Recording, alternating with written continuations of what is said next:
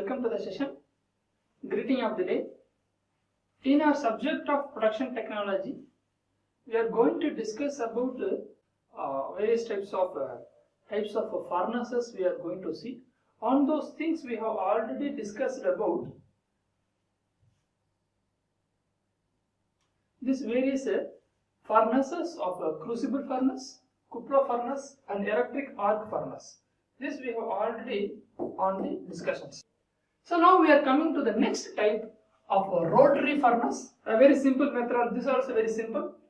A very simple method. Here the same as like cupola furnace. Here also the heating process occurs, but here also we are using a coke, fuels, everything. But I am dividing this cupola rotary furnace into two categories. One and this one. Here I am putting inside, and I am coming here in the outside. Here I have a roller component. Here I have a roller component on the both ends, and it revolutes 1 revolution per minute. 1 revolution per minute. Slowly it revolutes. What happens then? Here you will get the uniformity. Here also you will get the uniformity of mixing of the alloy system. You will get here. Right? So in this region, I am putting a fuel, a burner, and it burns. Where is the component? We have a component is kept here in this region. We have kept the component in this region. Right? The component is here. After burning, the hot air, it goes this side. The hot air goes this side. From here, this side to the exit, it goes. This heat is absorbed by here. This heat is absorbed by here, and it starts melting. Simple, we should understand. Divided, rolling, the bottom part comes upward, upward comes downward. Uniform heating you will get. So this hot air is absorbed. It means this hot heat is absorbed by the metals to melt. When it's rotating, it will not go up due to this gravitations and metal weightage. It will be there only, but it rotates like a changeover. Okay. So this happens. We see one more also. So this is the inside part where we have refractory materials to maintain temperature, to absorb, maintain the temperature, compact temperature inside itself. Our temperature goes up, no use of heating. And therefore, like this. So what happens there? It is on here also same. We have a roller and then everything. The cylindrical shell revolves about 1 revolution per minute. Slowly it revolves. In such a way, heat absorbed, melted, and next one, heat absorbed, melted. Such cases we can use it. So this is what I told in the earlier. The burner, fuel and air, burning points, and then this melting in points, and this goes directly for the exhaust. How we can take out then? After all these are over, the rotations, all these are completed, we have to take out. We have to take out slowly, open, and we can take it. Here is the melt. We are seeing like this. It is there inside, but the top it comes air. The air comes from upper part. It flows, air is flowing, hot air is flowing, heat is absorbed at the bottom. After over, we have to switch off and we can able to tap out for the tapping of the molten metal. So what is the advantage here? Here also very simple. We are not having a contact with the fuel, with the coke. Therefore, obviously carburizing we are avoiding. Obviously oxidation we are avoiding. So such unnecessary things we can able to avoid. Molten metal does not comes in contact. Does not comes in contact with the fuel. Very important. Does not comes in contact with the fuel. This point. Very important one. Does not comes in contact. Right? Okay. So liquid metal, hence the carbon and sulfur pickups are not there. Hence the carbon pickups are not there. There in the cupola furnace, some corrosion happens, oxidation happens due to metal oxide, and the molten metal charges interaction. But there is no interaction here. We should understand clearly. Liquid metal from the cupola can be superheated. What is this superheating conditions? I want to go back. See, we have a cupola furnace, we have the tap, and we have the cast box here. We have to tap out the hot liquid. We have to tap out the hot liquid here, and we should go there, and we should go there here. In the meanwhile, what happens? In the meanwhile, the temperature from the 1500 degrees centigrade melting temperature, when we are moving here to here, it becomes 1000. Because it is interacting with the air, it is interacting with the environment. It is a too long zone. Let us consider it is a maybe 10 meters. One bay to another bay. Imagine the industry. One part, a cupola furnace here, you have to tap out, you have to go there to another path where the casting happens. So in the meanwhile, from 1500, 1000, it reduces. So what I am doing, I am having a compact, a rotary furnace here. I am having a compact rotary furnace here. Okay? This I am putting inside. Heated. That is named as superheating.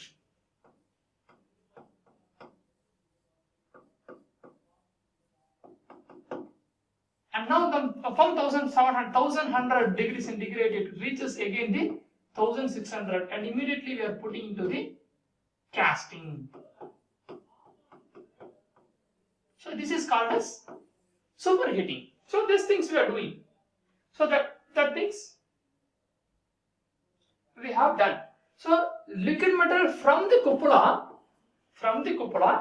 can be superheated before the putting into the casting process in the rotary furnace. So very simple, okay? So alloying of certain element like molybdenum, nickel, chromium, etc. can be successfully done. How we are doing these things? How we are doing these things? So we are having a rotary. Again we should come. We are having a rotary. Right? I want to add alloying element for improve the properties. We have studied in metallurgy that elements, properties of elements, aluminium, chromium, copper. Okay. So where is nickels? Every element we have seen. This is the corrosion resistance. Right? Chromium also corrosion resistance. Impact. Aluminium conductivity. So some various properties we have seen. So these properties we need in this metal. What we are doing here. How to add this? We are adding in the rotary furnace. It is rotated and uniformly mixed everywhere. Right? So those things we can able to do here. So that how alloying of certain elements like molybdenum, nickel, chromium can be successfully done with no loss of in the cupola. There in the cupola, what happens? Some other reactions happens. What are the reactions? Maybe we can tell nickel oxides, chromium oxides. Whenever we are adding chromium, chromium oxide comes. Whenever we are adding nickel, nickel oxide comes. Some other parts of carbon and sulfide becomes maybe there. That's not here. We are avoiding here. Okay.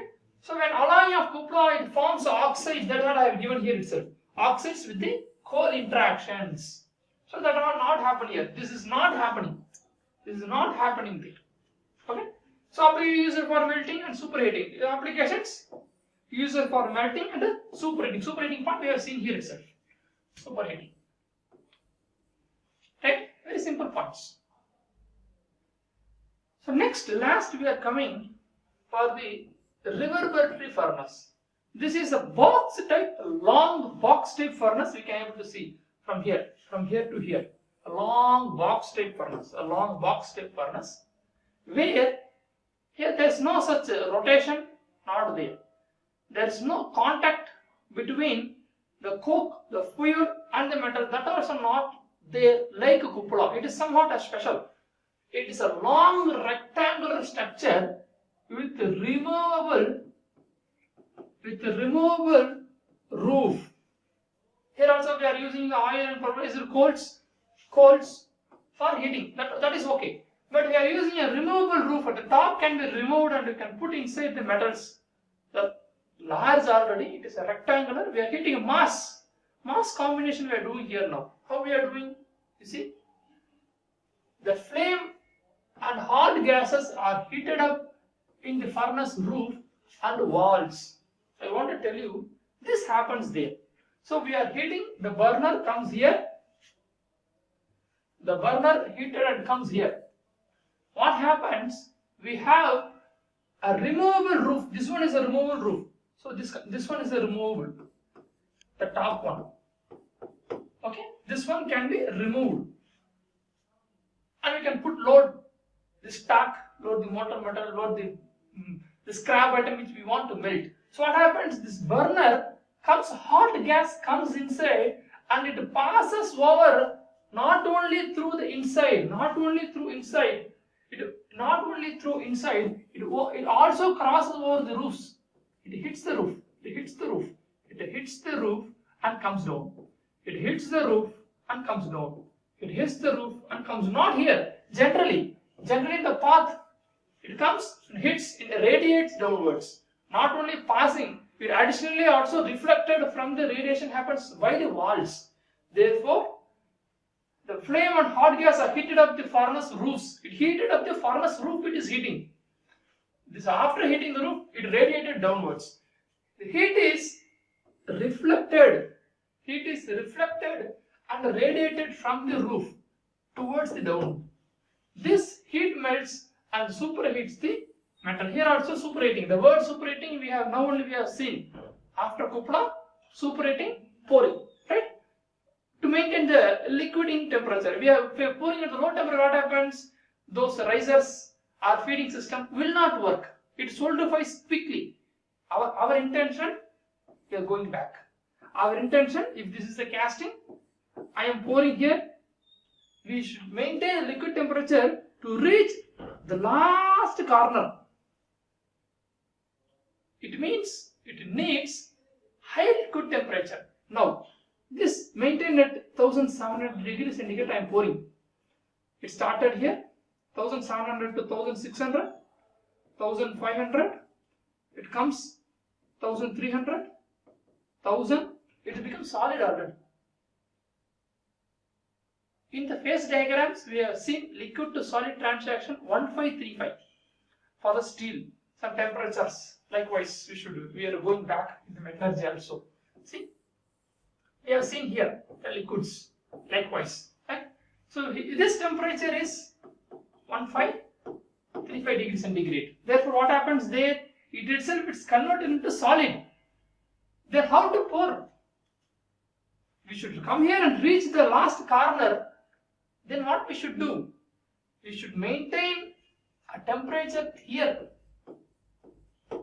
Then only the steel can become 1600, 1500, 1500 in solids. In the meanwhile, it should reach the last point. Here.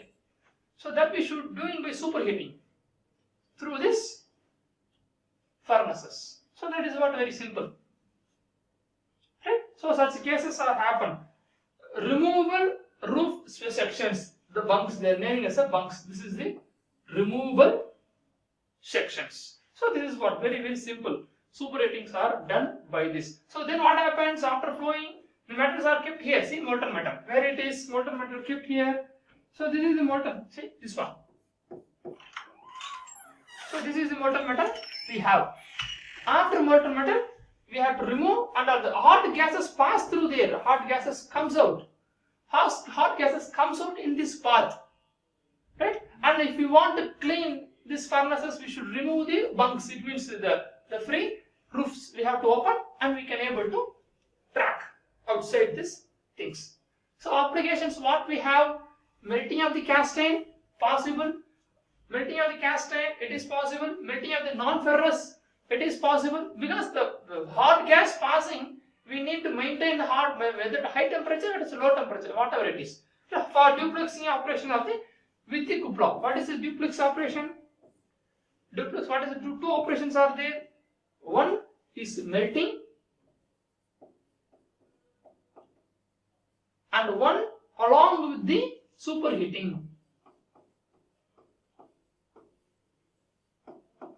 So these two operations we can able to do along with this attaching with the cupolas. And I want to play a video clip here.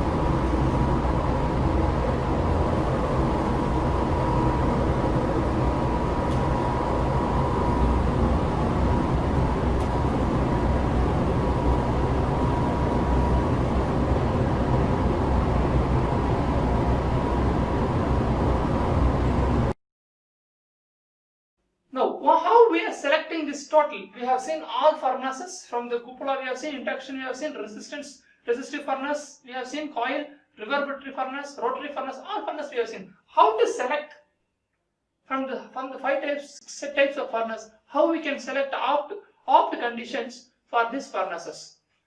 So the selection, the initial cost of the furnace, initial cost, how, whether we have the narrow or low quantity we need, otherwise we need a high quantity. Depending upon those two we are deciding. If it is low quantity, the less small furnace we are taking. If it is large quantity, then we are moving these things. So these are some of the applications we want to listen towards this various conditions. So there are more points are there, fuel and operation costs, right? High melting point, high melting point or low melting points, melting and pouring temperature, what are the melting and pouring temperature of those things, quantity, whether it is low quantity or high quantity. Based upon these various things, we have to decide the selection of the materials. Remaining part, we will see you in the next session. Thank you.